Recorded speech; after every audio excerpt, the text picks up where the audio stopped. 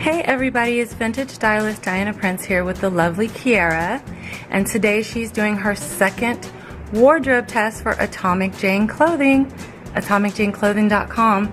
We both love this. I love this color on her. It's such a great color for her skin tone. I love the simplicity of what we've done here with her look. No jewelry, no accessories, but she's got the flip, or the French twist rather, wig. And I just think she looks absolutely adorable. The shoes match, and everything is basically a, I would say, late 1950s, early 1960s look. And I love the shape of the dress. I love the details, the flower details, the color, and the pattern. So she'll be modeling in this very soon, and today she did her wardrobe test, and this is my product review. Look up atomicjaneclothing.com.